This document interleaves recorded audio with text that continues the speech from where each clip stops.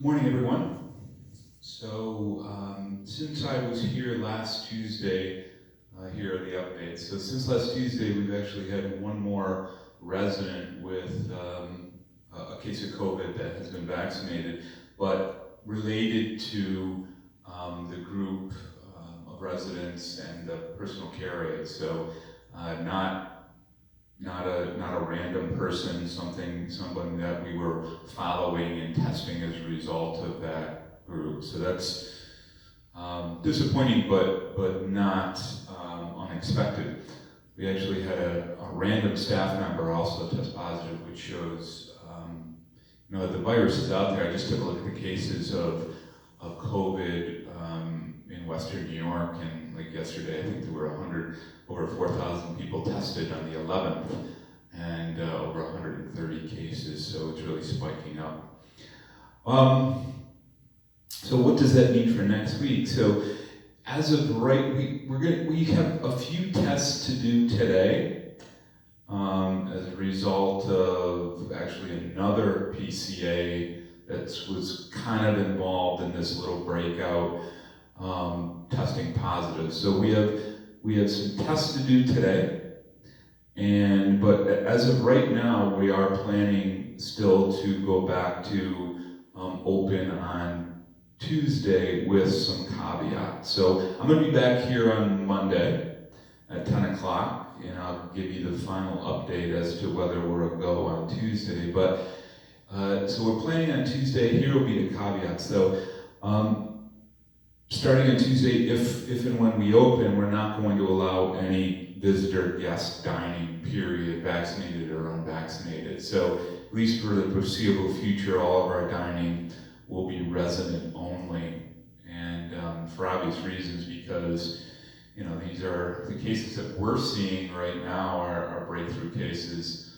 or cases of people randomly getting COVID that are vaccinated. So our goal is going to be, at least for the time being, to make the group gatherings here at Canterbury Woods resident only.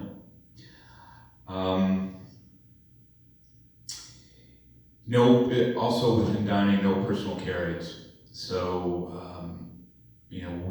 this outbreak is unfortunately driven by personal care aides, and so we're not going to allow personal care aides in the main dining room or the cafes, and that's going to go for both sites, by the way. So even though there are no cases at Gates, just the nature of this, what's going on in Western New York, like I said, I highlighted the amount of cases. 136 cases is the highest it's been since May. And so we're going to stay the same across the board. So again, starting on Tuesday, if and when we open, both sites, even though Gate Circle has been open all along, we're going to start on Tuesday with no visitors or guests being able to eat in the dining rooms again, and no personal care aides in the dining rooms or the cafes going forward, at least for the time being. I don't know about cultural arts, and we have, like here in Williamsville, we have entertainers coming in and doing different cultural arts and so on. Haven't had those discussions yet, so more to come on that. But the only changes again are starting on Tuesday at both sites, no visitors, no guests for dining, regardless of vaccination status, and no PCAs, personal care aides, in dining either. The other thing we may do, and again, this is in the works, we may require our personal care aides, vaccinated or not, to show us a test every week, a negative test.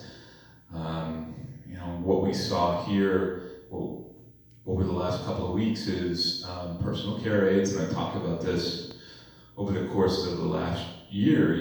Personal care aides are invaluable to the residents at Canterbury Woods at both sites. They care for them, they provide companionship, and they allow them to stay in independent as long as possible. So they're certainly invaluable, and they do a wonderful, wonderful job. However, the downside is our personal care aide who ends up getting COVID, has close contact with sometimes many residents in one day. So the exposure opportunity, as we've seen, this is a perfect example, is fairly high. So put this out in writing, certainly more to come. I encourage everybody in both of our communities. I'm not going to mandate it at this point, but I certainly encourage our staff to staff have to, but I encourage our residents to wear their masks. It's your choice at this point, but certainly it's a very good idea as you move about the communities. And please be vigilant and wear your mask out in the greater community. We'll see what happens in the greater community, whether they roll anything back. Time will tell, I guess. But in the meantime, just be safe and be vigilant. So I'll be here on Monday, and I'll update everybody.